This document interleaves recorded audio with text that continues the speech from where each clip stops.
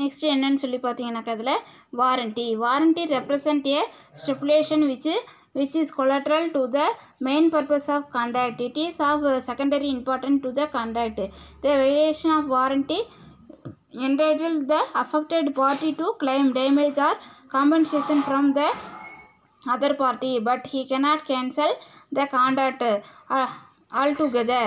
சரி, இந்த above example preference of red color represent warranty. சரி, mechanic B break the warranty in the above conduct by acquiring a green color bike. Hence A is entitled merely to demand just change of color by instructing B to repaint it with red colors and making him bear the cost of repainting. அப்படிங்கிற என்ன வந்து சொல்கிறாங்கன்னு சொல்லி பார்த்தீங்கன்னாக்கா நம்புறுதிகள் ஒப்பந்தத்தில் ஒரு பொருளுக்கு துணையாக உள்ள கூற்று நம்புறுதிகள் ஆகும். சரியா, அதே மாதிரி ஒரு பொருளுக்கு வந்து என்ன இருக்குன்னாக்கா ஒரு வாரண்டி வந்து இருக்குது. சரியா, வாரண்டி வந்து இருக்குது. ஒரு ஒப்பந்தத்தில் ஒரு பொருளுக்கு துணையாக உள்ள கூற்று நம்புறுதிகள் ஆகும். நம்புறுதிகளை மீறுதல் நட்டை ஈடு தருவதற்கு வழிகோலும். சரியா, நம்ம வந்து என்ன பண்ணுவோம், ஒருத்தவங்க நம்பிக்கை வந்து வச்சாக்கா அது என்ன பண்ணணும்னு பார்த்தீங்கன்னாக்கா நட்டை ஈடு வந்து தருவதற்கு வழிகோலும் அப்படிங்கிறாங்க. மேற்கூறிய உதாரணத்தில் விசைவுந்தின்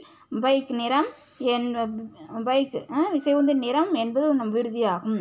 அது வந்து நம்பிக்கை. சரியா, நம்புறுதினாக்கா வாரண்டி. சரியா, பி வாங்கி தந்த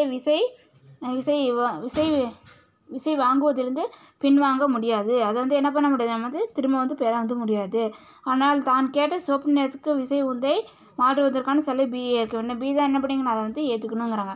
சுருக்கமாக ஒரு விற்பனை ஒப்பந்தத்தில் எது நிபந்தனை எது நம்புறுதி என பட்டியல் போட்டு கூற முடியாது. இவை இரண்டும் ஒப்பந்தத்தை பொறுத்து மாறுபடும். சரி, அதேமாதிரி என்ன பண்ணிக்கிறேன், இது ரெண்டுமே என்னது கான்ட்ராக்டை பொறுத்து வந்து இருக்குது அப்படிங்கிறாங்க.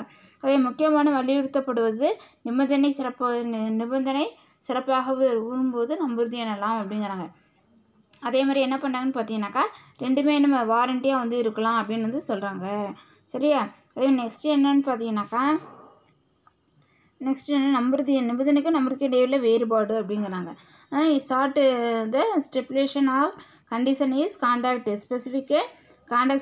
In other words, it can be determined with reference to the term and condition of the contract. Let us further examine. சரியா, further examine the difference between condition and warranty அப்படிங்கிறாங்க. இதில் வந்து என்ன வந்து சொல்கிறாங்கன்னு சொல்லி பார்த்தீங்கன்னாக்கா இதில் வந்து ரெண்டுக்கும் உள்ள என்னது டிஃப்ரெண்ட் வந்து கொடுத்துருக்காங்க. இதுக்கு உள்ள டிஃப்ரெண்ட்டு ஃபஸ்ட்டு என்னன்னு பார்த்தீங்கன்னாக்கா மீனிங். சரியா, பொருள். சரியா, இதில் வந்துட்டு ஃபஸ்ட்டு வந்துட்டு serial number basic of difference அதேமாதிரி என்ன கொடுத்துருக்காங்க கண்டிஷனு, அதுக்கப்புறம் வாரண்ட்டி. மீனிங் ஃபஸ்ட்டு கண்டிஷனுக்கு வந்து மீனிங்க்கு வந்து கொடுத்துருக்காங்க. It is a stipulation which is essential to the main purpose of the contract of sale. சரியா, ஒப்பந்தத்தின் கருப்பொருளாக திகழ்வது. சரியா, ஒப்பந்தத்தின் கருப்பொருளாக மெயின் பர்பஸாக வந்து என்ன இருக்குது அதுதான் வந்து இருக்குது கண்டிஷன்.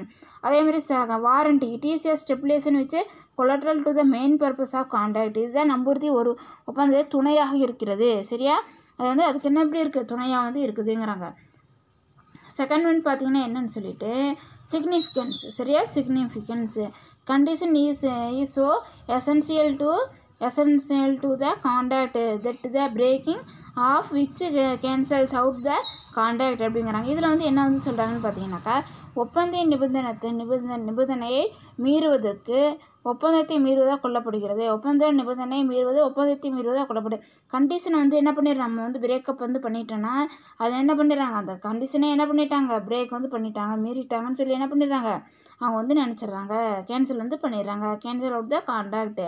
அதேமாதிரி it is of subsidiary or inferior character.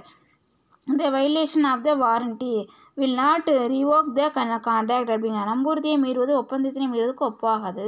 சரி, அதை வந்து என்ன பண்ணுறது நம்புறுதியை மீறுவது ஒப்பந்தத்தினை மீறுவதற்கு ஒப்பாகாது அப்படிங்கிறாங்க. அது வந்து கான்ட்ராக்ட் வந்து மீறதுக்கு இது வந்து என்ன அது ஈக்குவல் வந்து ஆகாது. அதேமாதிரி ரைட்ஸ்ன்னு சொல்லி கொடுத்துருக்காங்க. சரியா, ட்ரான்ஸ்ஃபர் டு என்னது ownership, transfer of ownership and goods cannot be transferred without fulfilling fulfilling the condition. அதேமாரி நிபந்தனை நிறைவேற்றணும் உரிமை மாற்றம் நிகழ முடியாது. அவங்க கண்டிஷன் என்ன பண்ணணும், அவங்க வந்து ஃபுல்ஃபில் வந்து பண்ணணும். அப்போ தான் என்ன ஆகும், ஓனர்ஷிப் வந்து மாறும். அதேமாரி ownership and goods can be ownership goods can be transferred and the buyer without fulfilling the warrantyங்கிறாங்க. அதேமாதிரி என்ன சொல்கிறாங்கன்னு பார்த்தீங்கன்னா, நம்புறுதியை நிறைவேற்றாமல் உரிமை மாற்றம் நிகழ முடியாது. சரி, அதேமாதிரி என்ன வாரண்ட்டி வந்து என்ன பண்ணல, அவங்க வந்து ஃபுல்ஃபில் பண்ணாமல் என்ன பண்ணாதுன்னா இதை வந்து ரைட்ஸ் வந்து மாறாது, ரைட்ஸ் வந்து மாற்ற முடியுங்கிறாங்க. சரியா, வாரண்ட்டி வந்து நம்ம வந்து ஃபுல்ஃபில் பண்ணாமல் ரைட்ஸ் வந்து என்ன பண்ணிடலாம், ஓனர்ஷிப் என்ன பண்ணிடலாம், மாற்ற வந்து முடியும். அதேமாதிரி பரிகாரம், அதேமாதிரி பார்த்தீங்கன்னா நெக்ஸ்ட் ஒன்று என்னன்னு சொல்லிட்டு ரெமெடி. சரியா, பரிகாரம் தீர்வு. In case of breach of contract the affected party can cancel the contract and claim damage. அதேமாதிரி நிபந்தனை மீறுவதனால் ஒப்பந்தத்தில் பாதிக்கப்பட்ட ஒப்பந்தத்தை நீக்கி கொள்வதுடன் நட்ட ஈடு கோரும் உரிமை பெறுகிறார். சரியா, அப்போ வந்து அந்த கண்டிஷனை மீறதுனால அது பாதிக்கப்பட்ட நபர் வந்து அந்த ஒப்பந்தத்தை வந்து நீக்கி என்ன பண்ணிடுறாங்க, நட்ட ஈடு என்ன பண்ணிக்கிறாங்க வந்து பெறுறாங்க அப்படிங்கிறாங்க. அதேமாதிரி இதில் பார்த்தீங்கன்னா இந்த case of breach of warranty the affected party cannot cancel the contract but can claim damage only அப்படிங்கிறாங்க. நம்புறுதியை மீறுவதனால் ஒப்பந்தத்தில் பாதிக்கப்பட்டவர் நட்ட ஈடு கேட்கும் உரிமையை மட்டும் பெற்றுள்ளார். சரியா, அதேமாதிரி நட்ட ஈடு மட்டும்தான் அவர் கேட்குறதுக்கு என்ன இருக்குது, ரைட்ஸ் வந்து இருக்குது. அதேமாதிரி ட்ரீட்மெண்ட் சொல்லி பார்த்தீங்கன்னா breach of condition maybe treated as breach of warranty. சரியா, அதேமாதிரி பார்த்தீங்கன்னாக்கா என்னென்னு சொல்லிட்டு இதை வந்து என்ன பண்ணுறாங்க, கண்டிஷன் வந்து ட்ரீட் வந்து பண்ணிக்கிறாங்க, வாரண்டிக்கு ஏற்ற மாதிரி என்ன பண்ண கண்டிஷன் வந்து மாற்றிக்கிறாங்க அப்படிங்கிறாங்க. Breach of warranty cannot be treated, அது அந்த வாரண்ட்டி என்ன பண்ண மாட்டாங்க, அது வந்து cannot be treated, அது வந்து ட்ரீட் வந்து பண்ணிக்க வந்து மாட்டாங்க அப்படிங்கிறாங்க. அதே நெக்ஸ்ட் என்னன்னு சொல்லி பார்த்தீங்கன்னாக்கா இதில் வந்து என்ன கொடுத்துருக்குறாங்கன்னு சொல்லி பார்த்தீங்கன்னா நெக்ஸ்ட் என்ன கொடுத்துருக்காங்க, இம்ப்ளாய்டு கண்டிஷன் அண்டு வாரண்டிஸ். சரியா, இதில் வந்துட்டு இம்ப்ளாய்டு வந்து கண்டிஷன் வாரண்டின்னு சொல்லி கொடுத்துருக்காங்க. உட்கடை நிபந்தனைகள். சரியா, அதில் வந்து என்ன கொடுத்துருக்காங்க, உட்கடை நிபந்தனைகள்னு சொல்லி கொடுத்துருக்காங்க. அப்போ ஃபஸ்ட் ஒன்று என்னென்னு பார்த்தீங்கன்னாக்கா இதில் வந்துட்டு என்ன கொடுத்துருக்காங்கன்னு சொல்லி பார்த்தீங்கன்னாக்கா ஃபஸ்ட் ஒன் இதில் வந்து in every contract of sale. சரியா, there are certain express and implied condition and warranties. The term implied condition means condition which can be inferred from or guessed from the content of the contract following the implied condition அப்படின்னு கொடுத்துருக்காங்க. விற்பனை ஒப்பந்தத்தின் போதே ஒப்பந்ததாரரால் ஒப்புக்கொள்ளப்படும் கூட்டுகள் வெளிப்படை நிபந்தனைகளாக அல்லது நம்புறுதிகளாகவும் இருக்கலாம். சரியா, அதே தான் இம்ப்ளாய்டு கண்டிஷன் அண்டு என்னது வாரண்டியாக வந்து இருக்கலாங்கிறாங்க. அதில் ஒப்பந்தத்தை இருப்பதாக சட்டம் கருதும் கூற்றுக்கள் உட்கொடை நிபந்தனை என்றும் உட்கொடை நம்புறுதிகள் எனவும் அழைக்கப்படுகிறது அப்படின்னு வந்து சொல்கிறாங்க. அதேமாதிரி நெக்ஸ்ட்டு பார்த்தீங்கன்னாக்கா implied condition as to title. சரி, இந்த case of seller has a right to sell the goods. The buyer can assume that the seller has a right to sell the goods. Agent or purchased a motor car from D and used it for 4 months. Later, after 6 months, turn owner came and proved that he is a turn owner. In this case, R has to return the car and to the turn owner and claim the fulfill price paid by him from D அப்படிங்கிறாங்க. அதேமாதிரி என்ன சொல்கிறாங்கன்னு பார்த்தீங்கன்னாக்கா என்னது உரிமை குறித்த நிபந்தனை. அதேமாதிரி பொருளை விற்பவர் அந்த குறிப்பிட்ட பொருளை விற்க உரிமை கொண்டவர். சரி, பொருளை வந்து விற்கிறவங்க அந்த குறிப்பிட்ட பொருளை என்ன பண்ண விற்கிறதுக்கு ரைட்ஸ் வந்து இருக்குது. அதேமாதிரி வாங்குபவர் பொருளை விற்பவர் அந்த பொருளை விற்பதற்கு உரிமை உள்ளவர் என்ன கருதி கொள்ளலாம். உதாரணமாக டி என்பவரிடமிருந்து ஆர் என்பவர் ஒரு மகிழ்ந்து வாங்குகிறார். டிகிட்ட வந்து என்ன பண்ணுற ஆறுங்கிறவங்க என்ன பண்ணுறாங்க, ஒரு மோட்டர் கார் வந்து வாங்குறாங்க. இந்நிலையில் ஆர் 4 மாதம் மகிழுந்துரை பயன்படுத்தி பின்பு இஜெட் என்ற உண்மையான உரிமையாளர் ஆரிடம் அது தனக்கு சொந்தமான மகிழுந்தினை மெய்ப்பிக்கிறார். சரி, இஜெட்டுங்கிறவங்க என்ன பண்ணுறாங்க, இஜெட்டு என்ற உண்மையான உரிமையாளர் வந்து ஆறுகிட்ட அது தனக்கு சொந்தமானதுன்னு சொல்கிறாரு. அப்போ என்ன பண்ணுறாங்கன்னு சொல்லி பார்த்தீங்கன்னாக்கா ஆர் உண்மையான உரிமையாளருக்கு அந்த மகிழ்ந்தை திருப்பி கொடுத்து விட்டு தனக்கு பொருளை விட்ட டியின் மீது வழக்கு தொடுக்கலாம். சரியா, அப்போ இஜெட்டுகிட்ட ஆர் வந்து பொருளை வந்து கொடுத்துட்டு நம்ம யார்கிட்டேருந்து வாங்கணும், டிகிட்டேருந்து வாங்கணும். அவர்கிட்ட டி மேலே என்ன பண்ணிக்கலாம், அவர் வந்து வழக்கு வந்து தொடுக்கலாம் அப்படின்னு வந்து சொல்கிறாங்க. அதே மாதிரி கண்டிஷன் as to description. சரியா? It in a contract of sale by description there is an implied condition that goods supplied should agree with the description made by the seller. Example, A has bought a machinery from B who described it to be just 1 year old. After buying the machinery and using it for a month, came to know that it is very old machinery. In this case, A can return the machinery to B and the ground that machinery is not as per the description, not recent 1 year அப்படிங்கிறாங்க. அதே மாதிரி என்ன சொல்கிறாங்கன்னு பார்த்தீங்கன்னா condition as to அது டிஸ்கிரிப்ஷனை விவரிப்பு குறித்த நிபந்தனை. விவரிப்பு மூலம் விற்பனை செய்யப்பட்ட சரக்கு விவரித்தபடியே இருக்க வேண்டும். சரியா? அதே மாதிரி என்ன பண்ணியிருக்கணும்? சரக்கு விவரித்தபடியே வந்து இருக்கணுங்கிறாங்க. உதாரணமாக ஏ என்பவர் பி என்பவருக்கு ஒரு இயந்திரத்தை 1 வருட கால பழையது என விவரித்து விற்கின்றனர். சரியா? அதே மாதிரி என்ன பண்ணாங்க? ஏங்கிறவங்க பிங்கிறவங்களுக்கு என்ன பண்ணுறாங்க?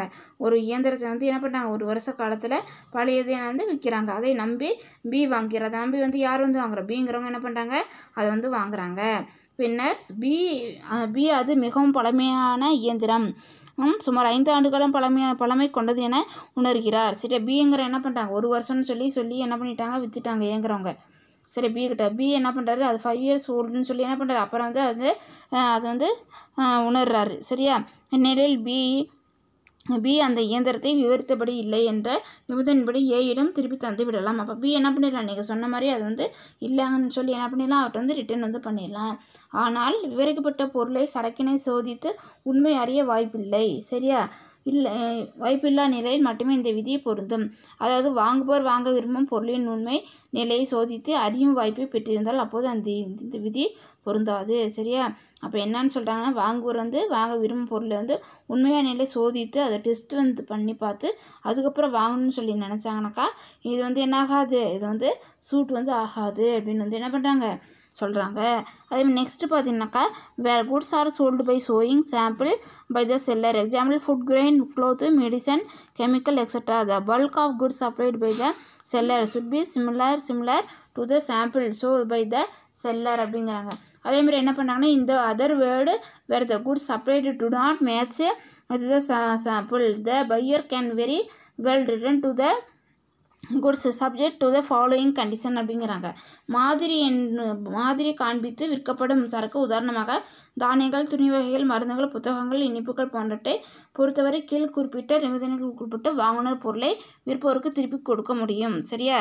சேல் ஆஃப் சாம்பிள்னாக்கா பொருளை வந்து இந்த பொருளை கீழே கொடுத்துருக்க பொருள் எல்லாம் தானியங்கள், துணி வகைகள், மருந்துகள், புத்தகங்கள்லாம், இனிப்புகள்லாம் ஒரு கண்டிஷன் வந்து சொல்லிவிட்டு என்ன பண்ணிக்கலாம்?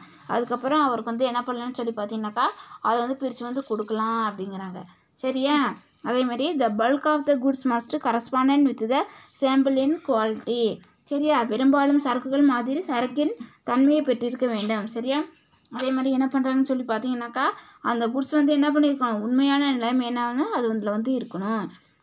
அதே மாதிரி நெக்ஸ்ட்டு பார்த்தீங்கன்னா சரக்கின் மாதிரியுடன் ஒப்பிட்டு பார்க்க வாய்ப்பினை வாங்கின பெற்றிருக்க வேண்டும். அதே மாதிரி buyer should have a reasonable opportunity for comparing the bulk with the sample and என்ன சொல்கிறாங்கன்னு பார்த்தீங்கன்னாக்கா சரக்கினை மாதிரி ஒப்பிட்டு பார்க்கும் வாய்ப்பினை வாங்குனர் பெற்றிருக்க வேண்டும். அந்த குட்ஸோட என்ன பண்ணணும்? அதை வந்து கம்பேர் பண்ணக்கூடிய ஒரு ஆப்பர்ச்சுனிட்டியை வந்து பையர் வந்து என்ன பண்ணியிருக்கணும்? அவருக்கு வந்து கிடச்சிருக்கணும் அப்படின்னு வந்து சொல்கிறாங்க.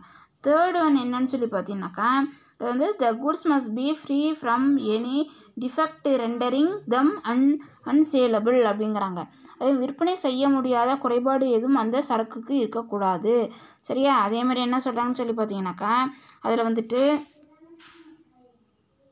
இதில் வந்துட்டு விற்பனை செய்ய முடியாத குறைபாடு எதுவும் அந்த சரக்குக்கு இருக்கக்கூடாது.